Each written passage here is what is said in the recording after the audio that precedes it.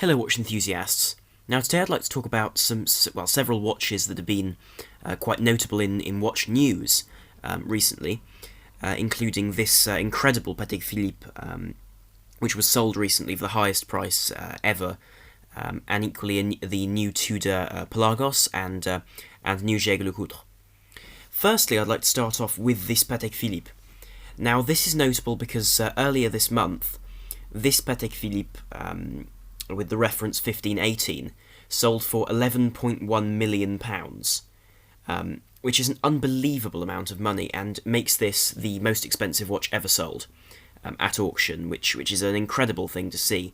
It took a 13-minute duel between two phone bidders to sell this watch, but finally it was sold for the £11 million price tag.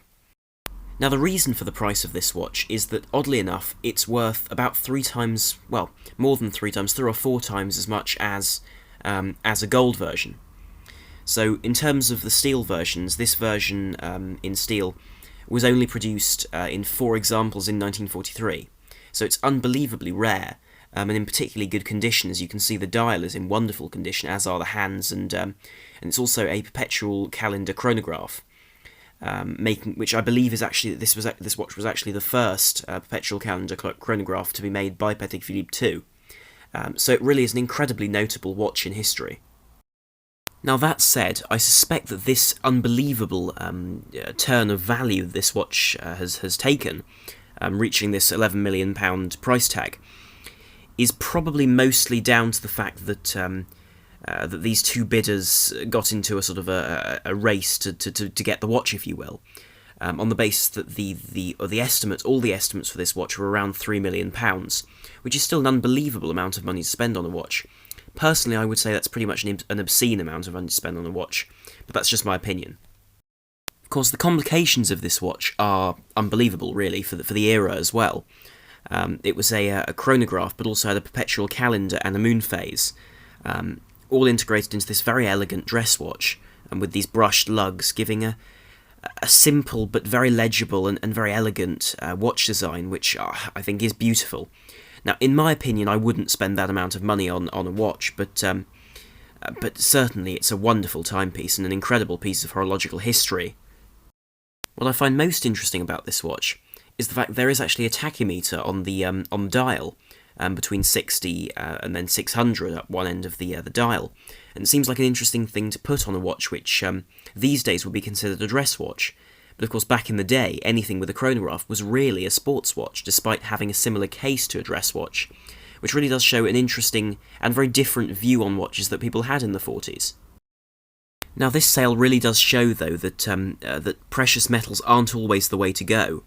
In that precious versions of this watch, I believe 2 were sold at the auction, all for both of which sold for about £500,000, just over £500,000. So it really does show the difference between rarity and precious metals. I think this also tells us that actually the watch market for Patek is just as strong as ever, and if anything is going up, as recently last year at the Philips auction,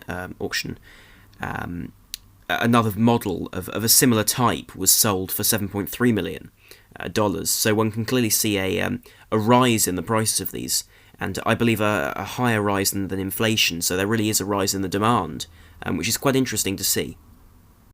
Next, we have a new release from Jaeger LeCoultre, who've made a beautiful sort of vintage throwback alarm watch called the Master Control Memovox, and this is the boutique edition, which is the new version.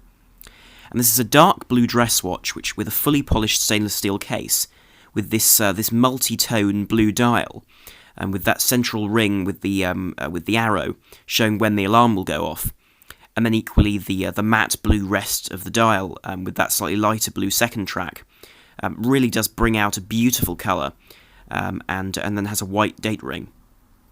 Again, it has a very discreet second hand to blend in with that dial, and is matched with a really rather elegant, but still quite sporty, sailcloth style strap with blue stitching. The case back is again beautifully designed, with a lovely engraving in its centre, denoting the model number and the limited edition of 500 pieces which this watch is. But on the one hand, I adore this watch. I think it's a beautiful watch with the caliber 956 within it, which is again an alarm movement.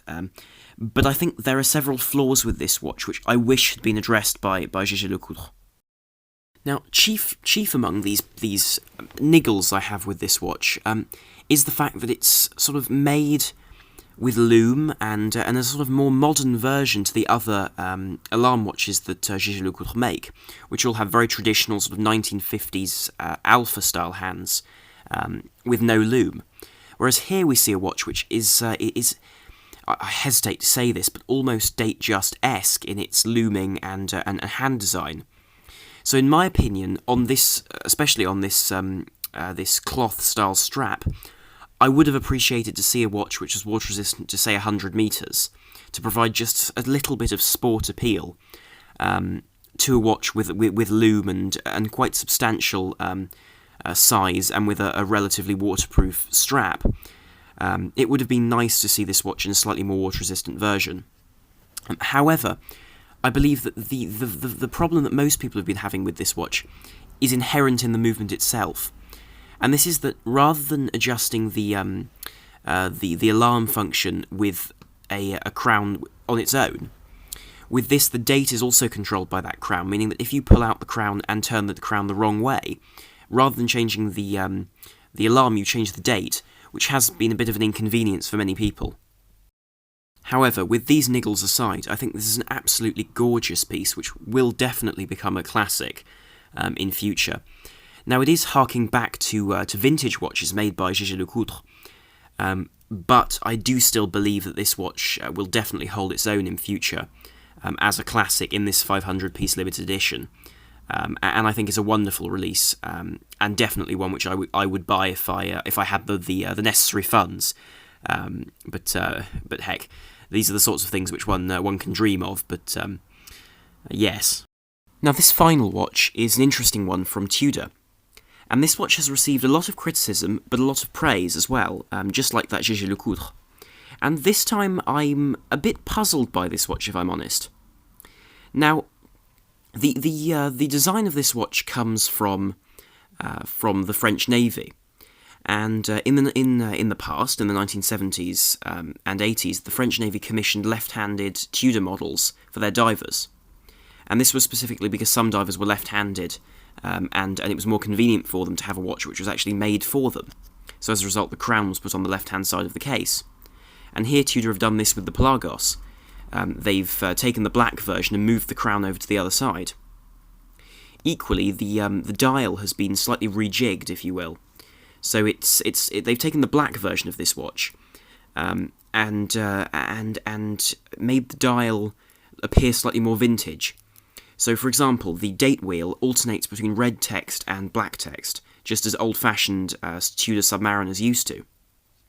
And this does show that this watch is harking back to a time just like the blue Pelagos, because little known to many people and little known to myself until I asked a dealer of Pelagos is why they make the blue version, and that's a reference to the French Navy and the versions they commissioned. So here again, Tudor are harking back to their heritage, which I can tell you I appreciate a lot. Equally, the dial has this sort of cream-coloured lume as opposed to the normal jet white, which they normally go for. But it is still BGW W9 style blue lume, so it's still the lume that we all know and love on the Pelagos. It also retains the helium release valve, except on the right-hand side now, so yes, on the other side of the case. Equally, we see Pelagos in red on the dial, which is a beautiful touch. I think that I should note that apart from the stylistic changes and the crown placement, this watch is identical to the standard watch. The lume is the same brightness and the same as is the movement, which is that in-house chronometer Tudor movement.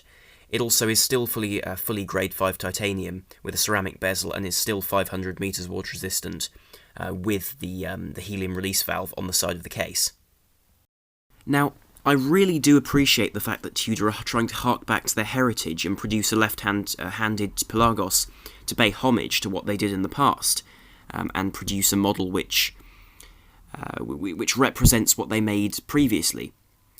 But I can't help but be a little bit disappointed with this watch, because I was looking forward to seeing this watch, because I'm considering buying a Pelagos in the next year or so, as a sort of a grail, and I was very excited to see what they would come out with.